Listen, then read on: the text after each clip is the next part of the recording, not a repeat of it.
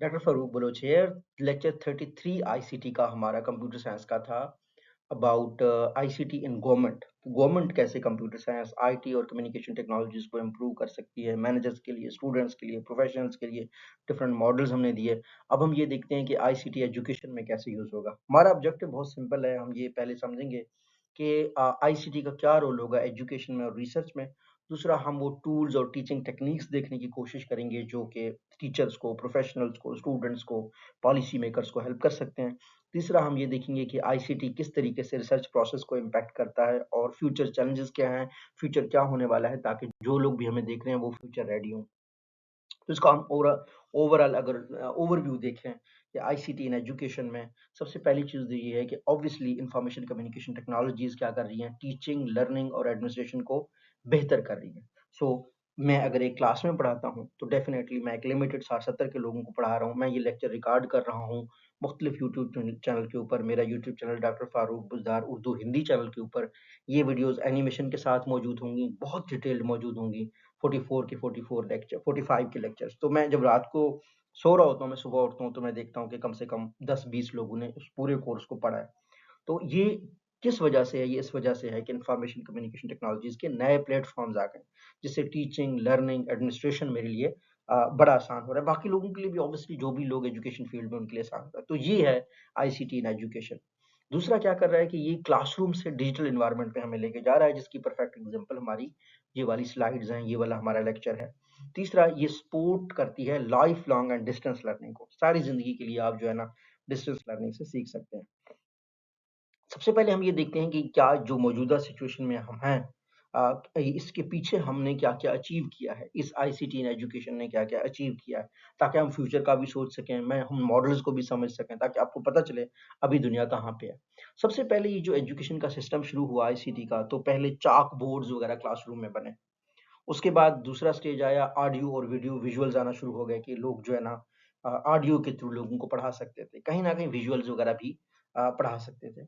फिर जो तीसरा फेज़ आया था, उसमें ये आया था कंप्यूटर बेस्ड लर्निंग लोगों ने शुरू कर दी थी। अब जो वो फेज़ है वो ये है कि ऑनलाइन और लर्निंग ब्लेंडेड सर्विसेज़ आ रही हैं। अब आइंदा ऐसे होगा कि हमारे पास ऑगमेंटेड रियलिटी, वर्चुअल रियलिटी की भी जो है ना क्लासेस होना शुरू हो जाएँगी। तो आपके पास एक 3D फुल आप क्लासरूम में प्रोजेक्टर लगाएँ, टीचर होगा अमेरिका में लेकिन आपको क्लासरूम ऐसे लगेगा जैसे वो मेरे सामने बैठा हुआ है। तो ये एवोल्यूशन ऑफ आईसीटी है एजुकेशन की फील्ड में। टीचिंग और लर्निंग के लिए कौन-कौन से टूल्स यूज़ होते हैं? जनरली मैं आपको बता रहा हूँ कि 4 टूल्स यूज़ हो जाते हैं। पहला क्या होता है? लर्निंग मैनेजमेंट सिस्टम, इसको एलएमएस कहते हैं। हज़ारों एलएमएस सॉफ्टवेयर्स मौजूद हैं, मुख्तलिफ एजुकेशनल इंस्टीट्यूट्स में यूज़ होते हैं।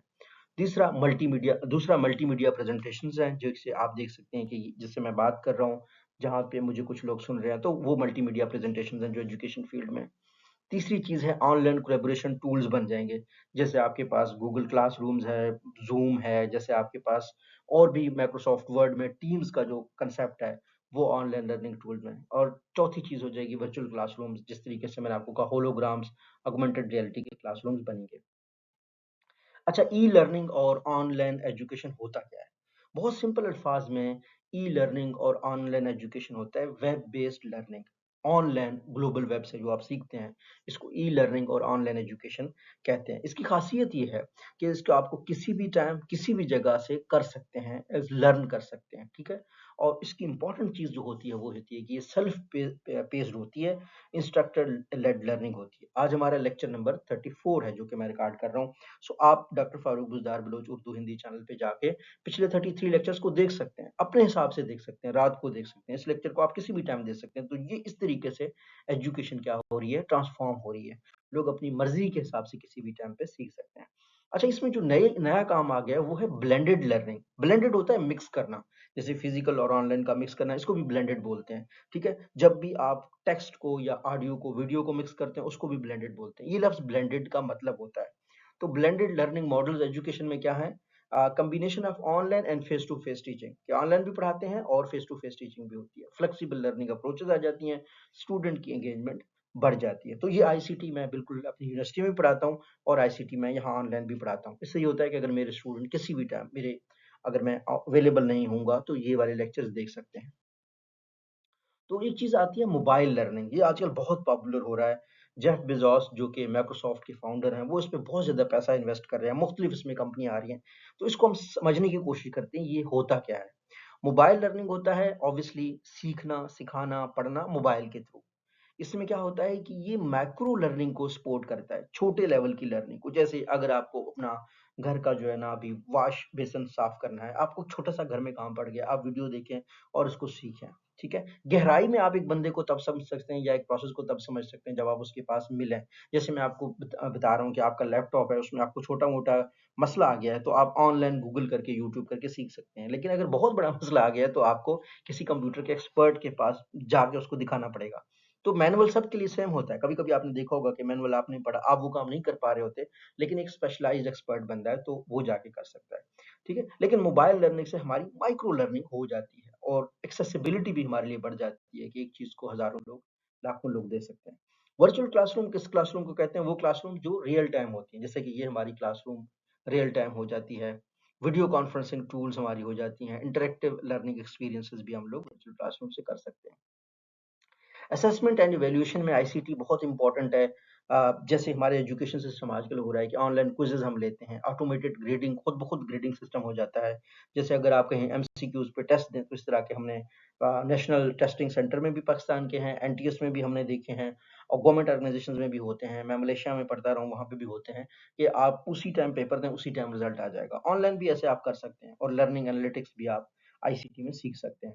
तो आईसीटी एजुकेशन में फ़ायदे क्या हैं? सबसे पहले फ़ायदा तो ये है कि एक्सेस सब लोगों को हो जाता है। यानी आपको एक ऐसा टीचर जैसे मैं हूँ, जिसने 20 साल इंडस्ट्री में प्रैक्टिकली काम किया है और टेलीनॉर के आईटी टीम में काम किया, ज़ोंक के आईटी टीम में, बिज़नेस में, स्ट्रैटेजी टीम में काम किया, यूफ़ोन में काम किया।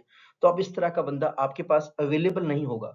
लेकिन अगर मैं लेक्चर्स रिकॉर्ड करके करता हूँ एजुकेशनल प्लेटफ़ॉर्म्स के ऊपर, तो आप सब लोगों को वो एक्सेस कर सकते हैं आप लोग। तो ये फ़ायदा है कि बहुत ज़्यादा लोग एक्सेस कर सकते हैं और सीख सकते हैं। दूसरा क्या है, टीचिंग बेहतर हो जाती है। मिसाल के तौर पर अगर आपको कोई चीज़ समझ नहीं आती, तो आप इस वीडियो को रिवर्स करके दोबारा से देख सकते हैं, ठीक है? अगर आपको कोई चीज़ समझ नहीं आती, उसी टाइम आप ऑनलाइन किसी और को भी देख सकते हैं, गूगल कर सकते हैं। तीसरी होती है पर्सनलाइज़्ड एक्सपीरियंसेस होते हैं कि आप अपने हिसाब से किसी भी टाइम इसको देख सकते हैं। ये आईसीटी का एजुकेशन में बड़ा फ़ायदा है। अच्छा एजुकेशनल सिस्टम्स को मैनेज करने में, एडमिनिस्ट्रेशन में भी बड़ा फ़ायदा है। जैसे कि स्टूडेंट रजिस्ट्रेशन ऑनलाइन हो रही है, डिजिटल रिकॉर्ड्स आप देख सकते हैं। एडमिनिस्ट्रेशन में एफिशिएंसी आ रही है, अगर कहीं गलती होगा तो ऑनलाइन पोर्टल एक बॉस को दिखाई देगा, उसको गलतियाँ पता समझ आ जाती हैं और अगर किसी को हेल्प की ज़रूरत होगी स्टूडेंट को, एडमिनिस्ट्रेटर को, तो वो ईज़िली आईसीटी के टूल्स के थ्रू हो सकती है। आईसीटी रिसर्च ओवरव्यू क्या है? ICT supports data collection and analysis. Obviously ICT ये काम करता है। कोलैबोरेशन में रिसर्चर्स के बीच में हेल्प करता है। रिसर्च प्रोडक्टिविटी बहुत बढ़ती है आईसीटी का जो रिसर्च में रोल है। टूल्स कौन-कौन से यूज़ होते हैं? Information communication technology, computer science और आईटी में रिसर्च के लिए स्टैटिस्टिकल सॉफ्टवेयर यूज़ होते हैं, डाटा एनालिसिस के सॉफ्टवेयर यूज़ होते हैं और रेफरेंस मैनेजमेंट के सॉफ्टवेयर यूज़ हो जाते हैं। और आजकल हमारे पास डिजिटल लाइब्रेरीज़ हैं, जैसा कि डिजिटल लाइब्रेरी एचईसी का है, जैसे कि वर्ल्ड आर्काइव्स हैं, हज़ारों लाखों बुक्स उनमें मिल जाती हैं। उससे हम एक्सेस टू स्कॉलरी जर्नल कर सकते हैं, ऑनलाइन रिपॉजिटरीज़ कर सकते हैं, रिसर्च की विजिबिलिटी बहुत दुनिया में बढ़ जाती है। आईसीटी डाटा कलेक्शन में हम ऑनलाइन सर्विस बनाते हैं, गूगल फॉर्म के थ्रू बनाते हैं, सर्वे मंकी से बनाते हैं, डिजिटल एक्सपेरिमेंट्स कर सकते हैं, सेंसर बेस्ड डाटा ले सकते हैं। डाटा एनालिटिक्स में हम क्या कर सकते हैं, क्वालिटेटिव डाटा को एनालाइज़ करते हैं, क्वांटिटेटिव डाटा को एनालाइज़ करते हैं, बिग डाटा को एनालिसिस करते हैं आईसीटी के टूल्स को यूज़ करते हुए। कोलैबोरेशन रिसर्च में जैसे मैं पाकिस्तान में बैठ के भी एक मलेशियन यूनिवर्सिटी को गाइड करता हूँ, एडवाइस करता हूँ, तो ऑनलाइन रिसर्च नेटवर्क हो जाता है, क्लाउड बेस्ड कोलैबोरेशन होता है, ग्लोबल रिसर्च पार्टनरशिप्स भी हमारी हो जाती हैं। अच्छा इसमें रिसर्च में, एजुकेशन में कुछ एथिकल चीज़ें हैं जो कि हमने करनी है। सबसे पहली चीज़ होती है एकेडमिक इंटेग्रिटी। इस पे बहुत ज़्यादा फ़ोकस की ज़रूरत है। जैसे मैं अगर कहूँ कि मैंने ये पेपर लिखा है, ये डाटा कलेक्ट किया, मैंने एनालिसिस किया है, तो ये मेरी इंटेग्रिटी है कि मैंने वो वाक़ई किया हुआ। कल मेरे रिसर्च के ऊपर कोई बंदा अपनी कंपनी के फैसले कर रहा है। जैसे ह्यूमन रिसोर्स मैनेजमेंट के मॉडल एग्ज़िस्ट करते हैं, जैसे एम्प्लॉयी को अच्छा माहौल दो, अच्छा ऑफ़िस दो, इज़्ज़त दो, सैलरी दो, कंपनसेशन दो। इस पे लोगों ने रिसर्च की है कि अगर एक एम्प्लॉयी को आपने खुश रखना है, तो ये काम करो। अब फ़र्ज़ करो उस बंदे ने वो डाटा गलत फ़र्ज़ी डाटा पे किया हो, तो दूसरे बंदे ने तो पूरी अपनी जो है ना कंपनी के डिसीज़न उसके बेस पे लिए हैं। तो इस वजह से बहुत ज़रूरी है रिसर्चर्स के ऊपर कि वो अपनी एकेडमिक इंटेग्रिटी रखें। अगर वो रिसर्च कर रहे हो तो वाक़ई में ईमानदारी से करें। डाटा जैसे आया वैसा रिपोर्ट करें। ये एक बहुत बेसिक एथिक है, बेसिक इंटेग्रिटी है। दूसरा प्लेजरिज्म ना करें, किसी दूसरे चीज़ को कॉपी पेस्ट ना करें। उसके बहुत नुकसान होते हैं। एक तो ये होता है कि स्टूडेंट खुद नहीं सीखता, दूसरा नुकसान ये भी होता है कि कहीं न कहीं वो रिसर्च कहीं यूज़ भी हो गया, तो आपने किसी और कॉन्टेक्स्ट में किसी और कॉन्टेक्स्ट को अपने कॉन्टेक्स्ट में कर दिया, उसके बाद में यूज़ेबिलिटी के भी बहुत ज़्यादा इश्यूज़ होते हैं।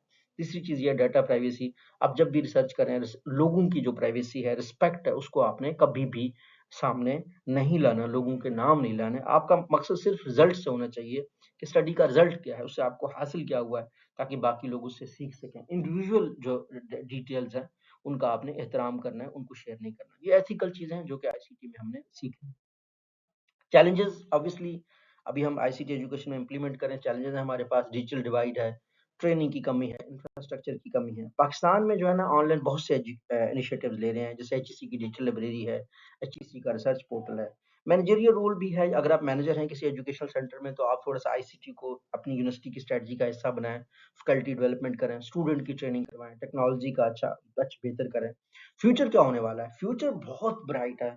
एआई बेस्ड लर्निंग के सॉफ्टवेयर्स आ जाएंगे, वर्चुअल ऑगमेंटेड रियलिटी के सॉफ्टवेयर्स आ जाएंगे, पर्सनलाइज्ड एजुकेशनल सिस्टम आ जाएंगे। हर बंदे का अपना एक पोर्टल बनेगा फ्यूचर में, जहाँ पे वो देख सकेगा मैंने क्या सीखा है, मुझे क्या सीखना है, और किसी भी उस पोर्टल में अपने सॉफ्टवेयर लाइफ टाइम पे ला सकते हैं। तो ये फ्यूचर जो है ना बहुत बेहतर होगा इंफॉर्मेशन कम्युनिकेशन टेक्नोलॉजी का एजुकेशन की दुनिया में। अगर हम इसको समराइज करें इस लेक्चर को, सबसे पहली बात तो ये है कि ICT information communication technology teaching की, रिसर्च की दुनिया को तब्दील कर रही है। क्वालिटी अच्छा हो रहा है, प्रोडक्टिविटी बढ़ रही है। हमें जो है ना स्ट्रेटजीज बनाने की जरूरत है ताकि हम खुद को बेहतर कर सकें। अच्छा, अगर आपको ये लेक्चर समझ आए तो मुझे कमेंट सेक्शन में एक बात का जवाब दें। वो ये है कि how ICT can bridge the gaps in education while ensuring quality and integrity. Education के बीच में जैसे कि आप देख सकते हैं बहुत गैप है एजुकेशन। जो स्टैनफोर्ड में एक बच्चा पढ़ता है, हार्वर्ड में पढ़ता है, जो एक बच्चा मुल्तान में, डिजी खान में, या बलूचिस्तान के किसी गांव में पढ़ता है, तो जो टीचर्स हमें अवेलेबल हैं, जो रिसोर्सेज अवेलेबल हैं, तो बहुत बड़ा गैप है। तो ये आप देख लीजिएगा कि आईसीटी का काम एक तो इसको खत्म करना है, दूसरा क्वालिटी और इंटेग्रिटी पे कैसे वो जो है ना इंश्योर करते हुए इस गैप को